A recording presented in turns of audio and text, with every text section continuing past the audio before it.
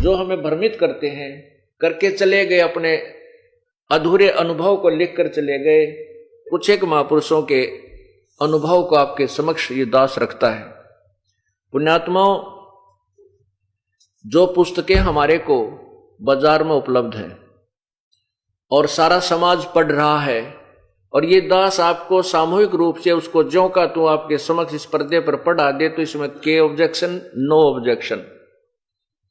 ये तो पुस्तक विद्यमान है, हम इसको खरीद कर पढ़ रहे हैं। ये यदि हम इसमें कुछ मिलावट करते हो, इसमें इसके ज्ञान को तोड़ मरोड़ कर देते हो, तो हम दोषी अपराधी हैं।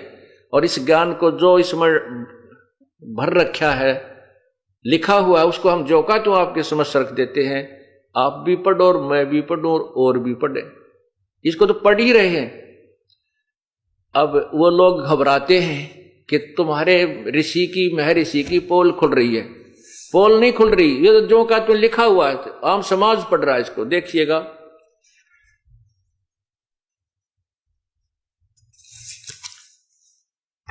आपको दिखाते हैं। महर्षि दयानंद सरस्वती द्वारा अपने अनुभव की लिखी हुई पुस्तक सत्यार्थ प्रकाश।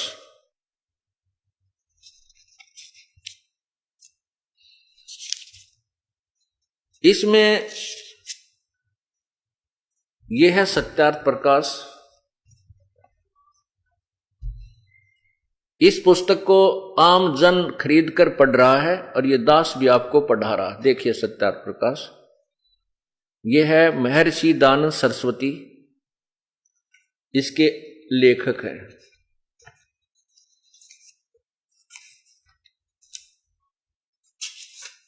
ये देखिएगा,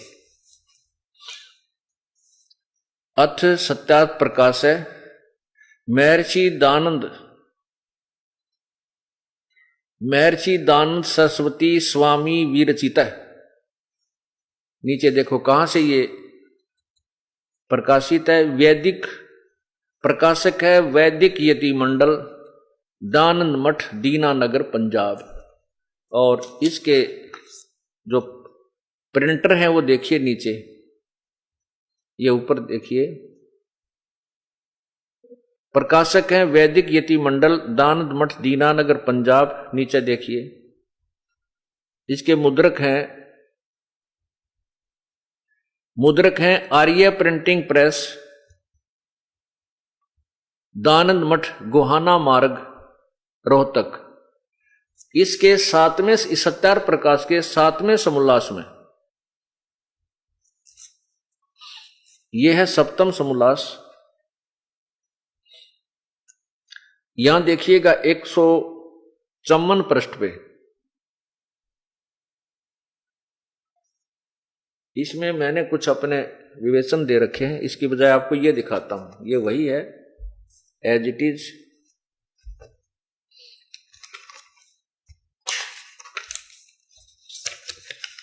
ये ज्यों का त्यों है। और इसके मुद्रक हैं आचार्य प्रिंटिंग प्रेस, दयानंद मठ, गोहाना मार्ग, रोहतक। इसके 154 पृष्ठ पे 7वें समोल्लास में स्वामी दयानंद जी ने अपने विचार दिए हैं कि परमात्मा निराकार है। किसी ने पूछा परमात्मा साकार है व निराकार? ये है 7वां समोल्लास है। और यहां देखना 154 पृष्ठ पे,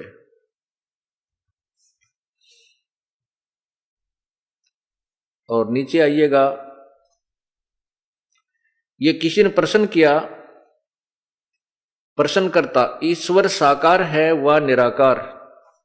उत्तर महर्षि जी का निराकार। यहां देखिए 155 पृष्ठ पे स्वामी जी क्या कह रहे हैं, यहां देखिएगा। किसी ने प्रश्न किया, परमेश्वर की स्तुति प्रार्थना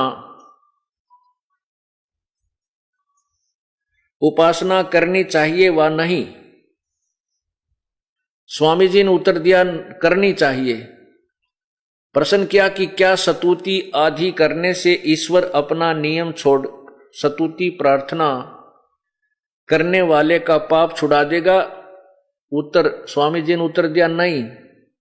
प्रश्नकर्ता ने कहा तो फिर स्तुति प्रार्थना क्यों करना, किस लिए करें भगवान की भक्ति जब पाप नहीं कटते। उत्तर महर्षि जी का कि उनके करने का फल अन्य ही है, स्तुति प्रार्थना करने का फल वो अन्य है, पाप नहीं कटते।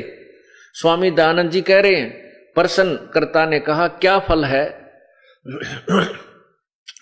उत्तर स्वामी जी ने कहा कि स्तुति से ईश्वर में प्रीति, उसके गुण कर्म स्वभाव से अपने गुण कर्म स्वभाव का सुधरना, प्रार्थना से निरअभिमानता, उत्साह और सहाय का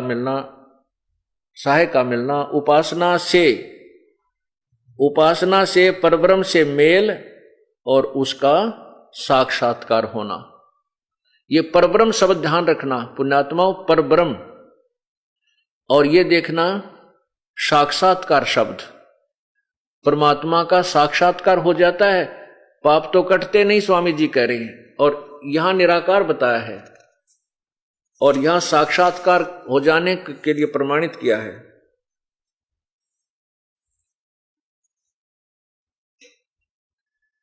अब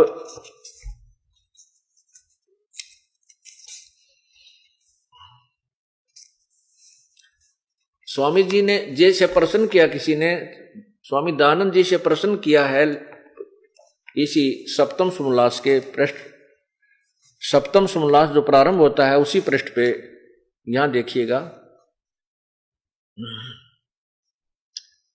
किसी ने प्रश्न किया कि वेद में ईश्वर अनेक हैं, इस बात को तुम मानते हो वा नहीं। स्वामी दयानंद जी कहते नहीं मानते, क्योंकि चारों वेदों में कहीं यह नहीं लिखा है जिससे अनेक ईश्वर सिद्ध हों, किंतु यह तो लिखा है कि ईश्वर एक है। और यहां स्वयं ही आप ही स्वामी जी कह रहे हैं कि परब्रह्म से मेल, ब्रह्म से कोई दूसरा ब्रह्म, पर ब्रह्म, दो परमात्मा तो अगले ही पृष्ठ पर सिद्ध कर दिए हैं। ब्रह्म तो ये भगवान मानते हैं कि ब्रह्म सबसे बड़ा होने के कारण प्रभु को ब्रह्म कहा जाता है। उसके नामों की व्याख्या करते हुए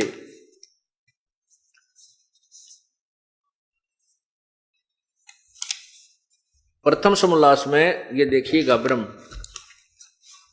प्रथम समोल्लास में परमात्मा को सबसे बड़ा होने के कारण ब्रह्म कहा है। यह है प्रथम समोल्लास है, इसके पृष्ठ नंबर 15 पर नीचे लिखा है, यहां देखना। ओम आदि नाम सार्थक है, ये सब लिखा है। यहां ब्रह्म रक्षा करने से ओम, आकाश में वत व्यापक होने से खम, और सबसे बड़ा होने से ईश्वर का नाम ब्रह्म है। स्वामी जी मानते हैं कि ब्रह्म, सबसे बड़े भगवान को वो ब्रह्म मानते हैं, सबसे बड़ा होने से ईश्वर का नाम ब्रह्म है। और यहां फिर परब्रह्म स्वामी जी यहां कह रहे हैं सप्तम समोल्लास में के सप्तम समोल्लास के 154 पृष्ठ पे के 55 पे के साधना करने से, उपासना करने से परमात्मा तो मिलता नहीं। 155 पर देखना, नीचे आइए।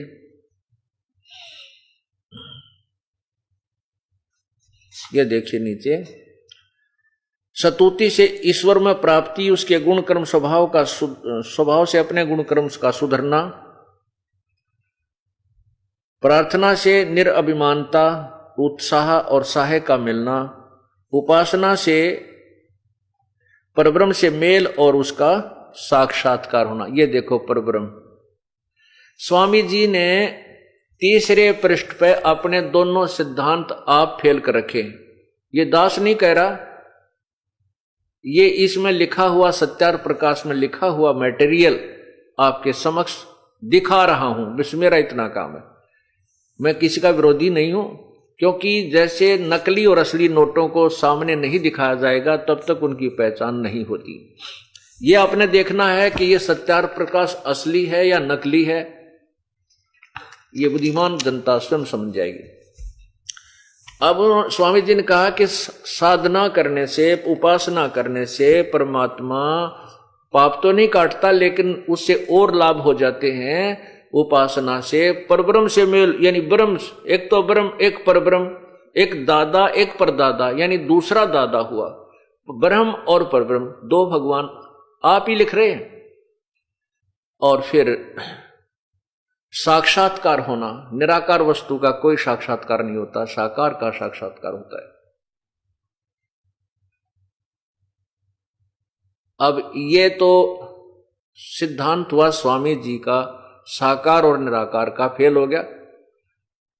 अब वो इससे ये सिद्ध होता है कि दास कह रहा है कि परमात्मा साकार है, और ये इनकी जो थ्योरी घुमा फिरा कर भी अंत में इनका निष्कर्ष ये स्वयं मानते हैं कि परमात्मा का साक्षात्कार होता है तो वो साकार ही है, निराकार नहीं। यानी साक्षात्कार शब्द इन सत्यार प्रकाश में होना ही नहीं चाहिए था, अगर निराकार वो भगवान को मानते हैं।